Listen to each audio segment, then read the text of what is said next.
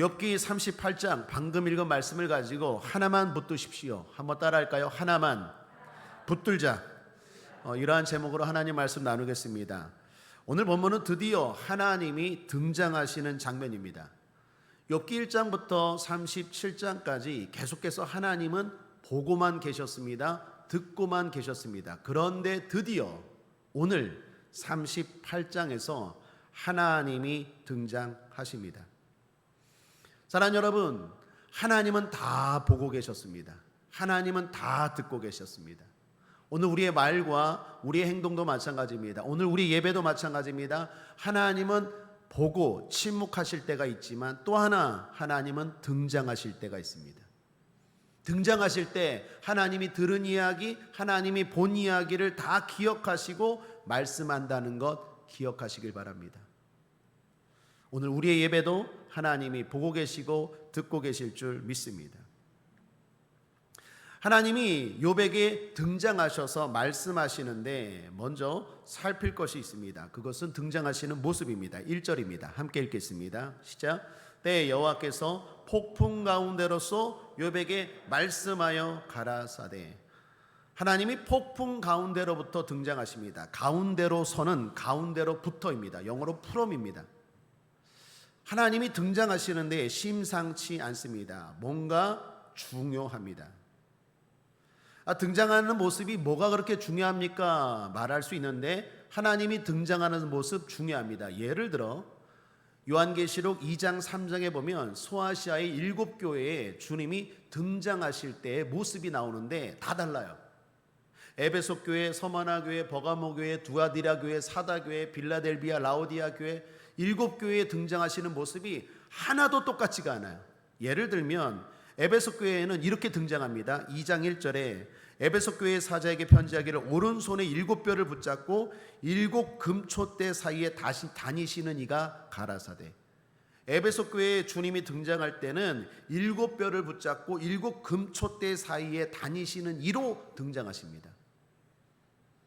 가장 칭찬받은 교회가 있었죠. 빌라델비아 교회. 그 교회에는 주님이 어떻게 등장하십니까? 요한계시록 3장 7절에 빌라델비아 교회 사자에게 편지하기를 거룩하고 진실하사 다윗의 열쇠를 가지시니 곧 열면 닫을 사람이 없고 닫으면 열 사람이 없는 그이가 가라사대.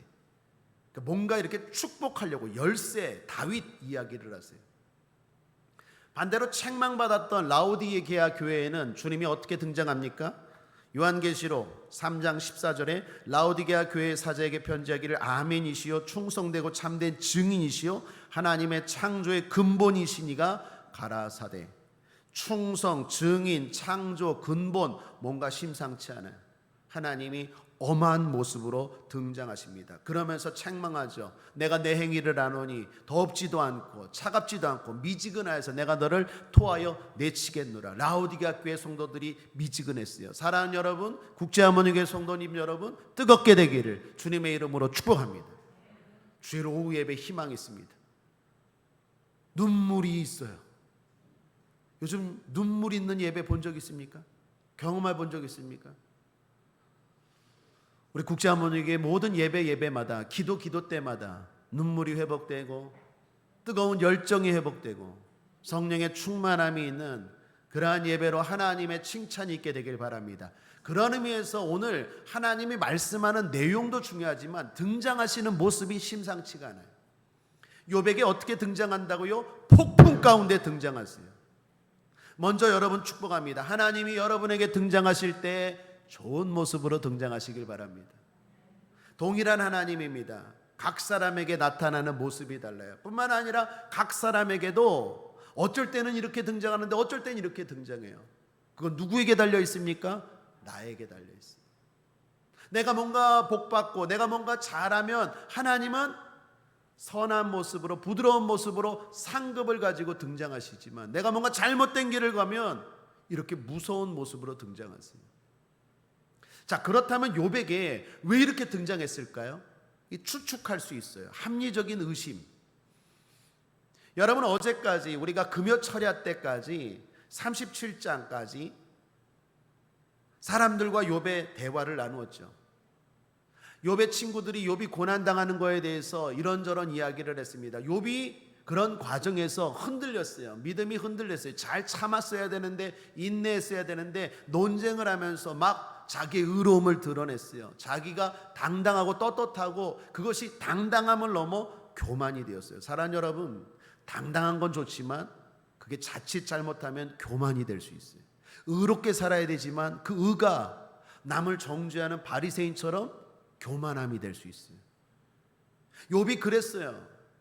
욥의 세 친구들을 통해서 하나님이 욥이 달라지길 원했어요. 물론 욥이 잘못한 건 없지만 하나님이 바라는 건 뭡니까? 좀 더 완전하길 바라요. 여러분, 오늘 우리도 마찬가지입니다. 우리가 뭔가 큰 죄를 짓고 잘못할 때도 있지만 그렇지 않을 때도 많아요. 그럼에도 불구하고 하나님이 왜 이렇게 말씀하시고 왜 이런 고난을 허락하십니까? 성장하라고, 성숙하라고. 하나님이 그래서 여러 친구들을 통해서 깨닫기를 원하고 욥이 좀 더 그걸 받아들이고 성장하고 성숙하기를 원했어요. 특별히 엘리후를 통해서는 더욱. 엘리후가 33장부터 우리가 철회 때 나누었던 37장까지 무려 5장에 걸쳐서 여러 이야기를 하는데 사실 하나님이 하고 싶은 말이었어요. 자, 그런 말을 다 들었어요. 그리고 나서 욥이 어떻게 했을까요? 그래도 마이웨이예요. 이 사람을 통해서 하나님이 말씀하셨는데도 그럼에도 불구하고 욥이 어떤 태도였을까요? 나는 내 길 가는 거예요. 아마 그랬던 것 같아요. 그러니까 하나님이 이거 도대체 안 되겠다, 직접 등장하세요. 여러분, 우리가 목회하다 보면, 우리가 신앙생활하다 보면 하나님이 말씀하시는 방법이 3가지라 그랬죠. 성경, 성령, 환경. 하나님이 성경으로 말씀하세요. 설교로 말씀하세요. 듣지 않으면 성령으로 마음을 막 찔러요. 기도 가운데 영으로 말씀해요. 그래도 안 들으면 어떻게 합니까? 환경. 이놈아, 몽둥이 하나 들고 등장하시죠. 욥에게 지금 그런 모습이에요. 욥이 듣질 않아요. 여전히 나는 의로워, 내가 뭘 잘못했어, 이런 자세였던 것 같아요. 하나님이 등장하십니다. 무서운 모습으로 폭풍 가운데 등장하십니다. 그러면서 이렇게 말씀하십니다. 2절을 보십시오. 함께 읽죠. 시작. 무지한 말로 이치를 어둡게 하는 자가 누구냐? 하나님의 첫 일성입니다. 이치는 하나님의 경륜, 하나님의 계획이요. 사랑하는 여러분, 하나님은 다 뜻이 있고 하나님은 다 계획이 있는 줄 믿습니다. 그런데 무지한 말로 이치를 어둡게 했대요. 무지한 말은 뭡니까? 욥의 질문이었어요.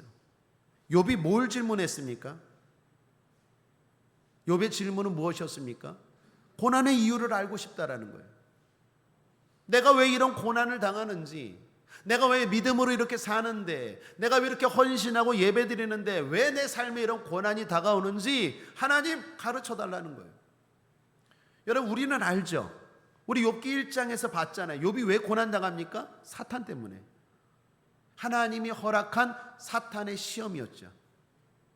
그러나 욥은 몰라요. 더 중요한 건 하나님이 가르쳐 주시지 않아요. 욥이 이런 질문을 합니다. 왜 나에게 이런 고난이? 질문도 무지했지만 태도도 하나님 보시기에 잘못되었어요. 그것을 다음 9절부터 보면 알 수 있습니다. 하나님이 역으로 욥에게 질문하십니다. 3절부터 이렇게 말씀합니다. 너는 대장부처럼 허리를 묶고 내가 내게 묻는 것을 대답할지니라. 대장부, 용기 있게 허리를 묶고 뭔가를 하기를 전에 단단히 준비하는 모습입니다. 이스라엘 백성들이 출애굽할 때 허리를 묶었죠. 전쟁 나갈 때 허리를 묶습니다. 그리고 대답하래요.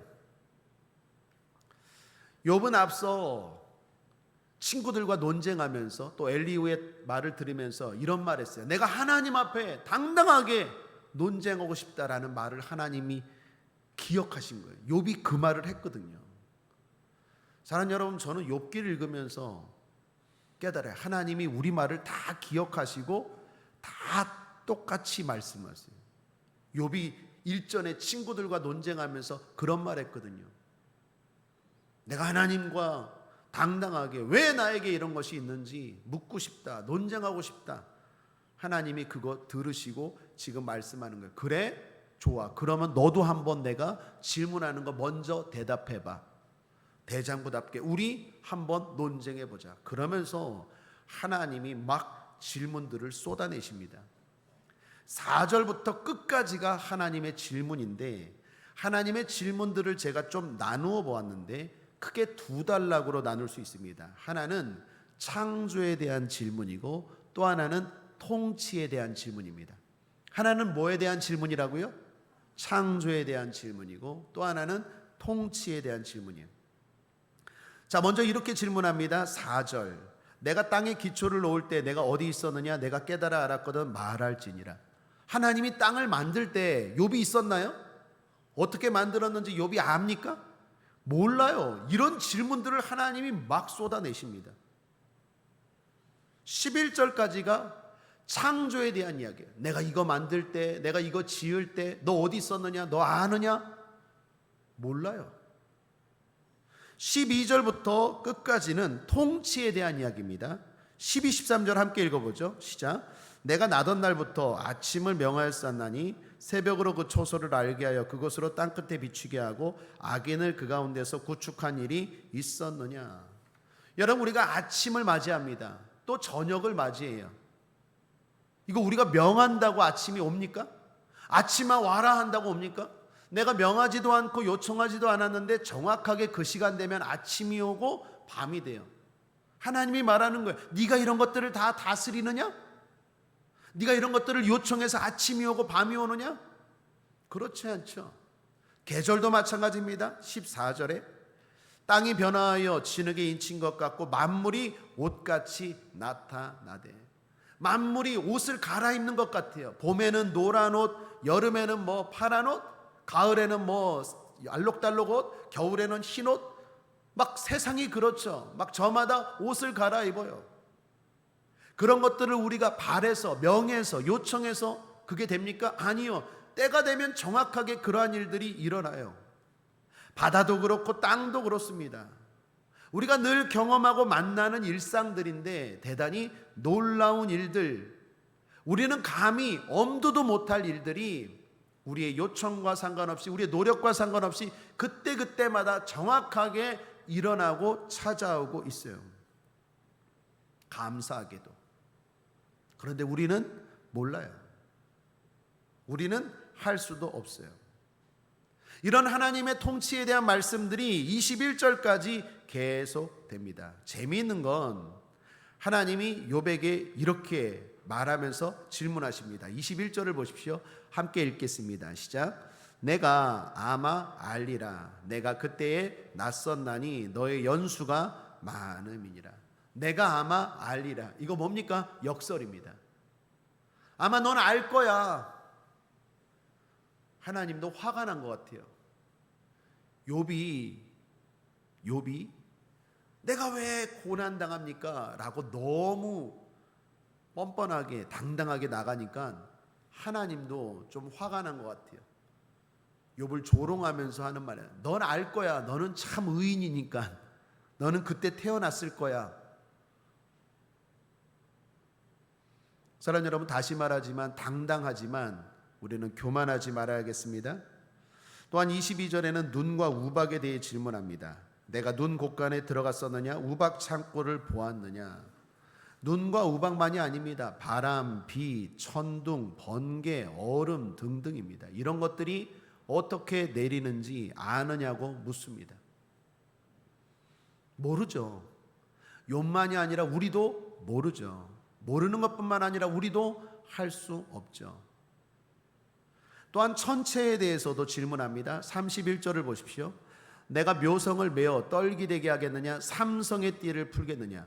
묘성은 별자리를 말합니다. 별자리. 삼성은 오리온 자리를 말합니다. 오리온 자리는, 별자리는 가운데 별이 3개가 있어요. 그래서 삼성이에요.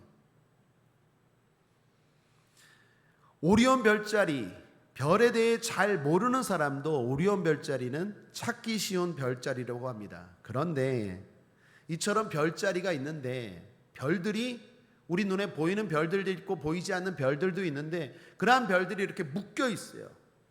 그것에 대해서 주님 말합니다. 네가 이것에 대해서 관여한 적이 있느냐?